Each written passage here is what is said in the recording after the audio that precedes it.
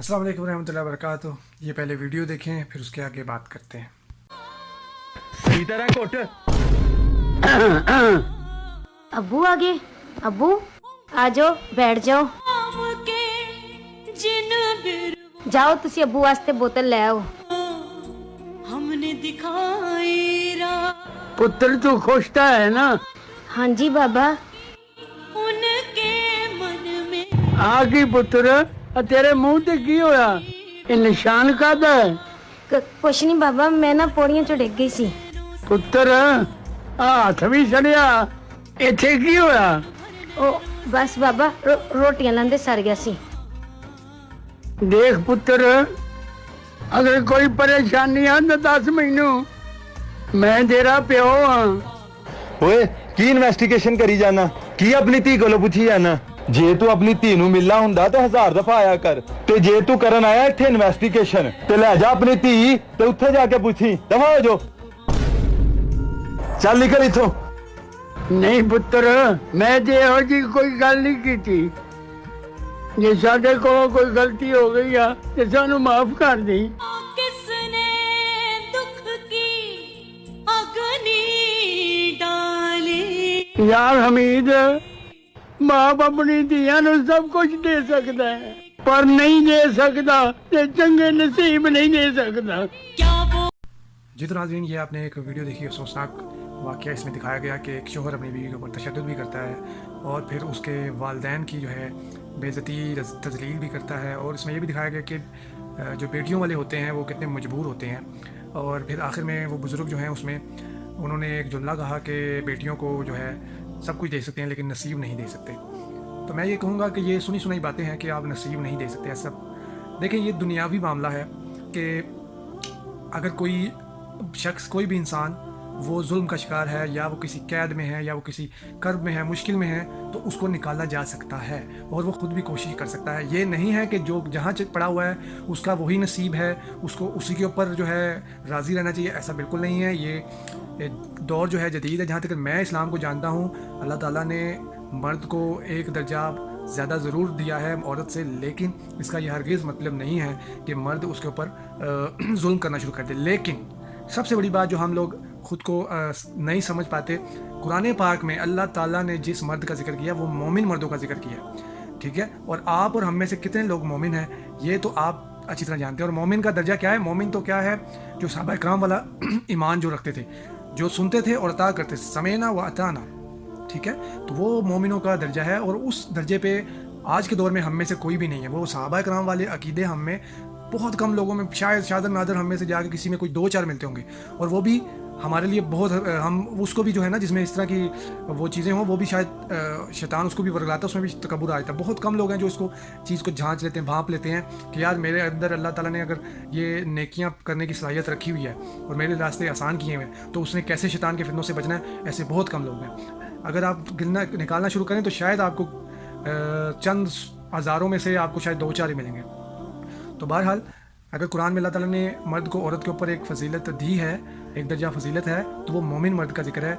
और आप जाके कुरान को पढ़ सकते हैं, उसका तर्जुमा पढ़ सकते हैं, वो मोमिन मर्दों का जिक्र है। ये नहीं कि दुनिया के जितने मर्द हैं, हम काफिर भी हैं, ठीक है, मुशरिक भी हैं, यहूदी भी हैं, मर्द तो हर जगह हर मज़हब में मर्द पाए जाते हैं, सिख भी हैं, ईसाई भी हैं। तो ये मोमिन मर्दों का जिक्र हुआ है। और मोमिन मर्द जो है वो हम जो एक सादा सा मुसलमान होता है ना, वो भी मोमिन नहीं होता, वो मुसलमान होता है, ठीक है। अगर आप समझते हैं कि आपने कलमा पढ़ लिया, मोमिन नहीं, आपको कलमे के बाद उसके फ़राइज़ अदा करने पड़ते हैं। भाई मेरे, आपको कुरान पाक का अगर पढ़ लिया आपने एक बार तो उसको आपने समझना भी है और फिर उस पर अमल करना है। और उस पर कोई अमल एक नहीं है, उसमें कई अमल हैं, कई ऐसे अमल करने पड़ेंगे जिसका आपने कभी आज तक सोचा भी नहीं होगा, ठीक है। तो फिर जाके बंदा मोमिन बनता है। तो हर बंदा मोमिन बना फिरता है और अपनी औरत को दबा के रखने की कोशिश करता है। अनफॉर्चुनेटली ये हमारे पंजाब के जो कल्चर है इसमें ये चीज़ बहुत पाई जाती है। मेरे अपने रिश्तेदारों में जो है काफ़ी लोग होंगे, वो शायद समझेंगे मैं उनको टारगेट करूँ, ऐसा नहीं है, मैं सबको टारगेट कर रहा हूँ। जितने लोग ये समझते हैं कि हमें औरतों को दबा के रखना चाहिए, ये उन सबको मैं टारगेट कर रहा हूँ कि बाज़ आ जाओ, अल्लाह से डरो। और उन माँ बाप को मैं आगाह करना चाहूँगा कि जो ये लोग समझते हैं कि हम अपनी बेटियों को नसीब नहीं दे सकते, ऐसी बात नहीं है। अगर कोई आपके साथ ऐसा करता है, आपकी बेटी के साथ ऐसा सलूक करता है, तो उसके ख़िलाफ़ खड़े हों, अपनी बेटी को अपने घर बिठा लें, बेशक, क्योंकि अगर ऐसा مرد ظالم قسم کا اس کا شوہر ہے تو وہ اس کو آپ اپنی بیٹی کو سمجھ لیں. اپنی بھی آپ آخرت خراب کر رہے ہیں اور دنیا میں وہ اپنی بیٹی کی دنیا خراب کر رہے ہیں. اور اس بندے کی تو خیر کیا میں کہوں جس کو اللہ نے درجہ دیا, اور وہ اگر اپنی بیوی کو اس طرح سے تشدد کرے اور ان کے ماں باپ کی بھی تذلیل کرے, بے عزتی کرے, اس شخص کی تو ویسے بھی دنیا بھی جاتی ہے. اور وہ اللہ تعالیٰ اس سے پوچھے گا کہ میں نے تو تجھے درجہ دیا تھا تو نے یہ کیا. اب ایگزامپل میں ویڈیو لمبی ہوتی جا رہی لیکن میں چاہتا ہوں کہ اس کو ہر اینگل سے میں آپ کو سمجھا سکوں. اللہ تعالیٰ کائنات کا مالک ہے.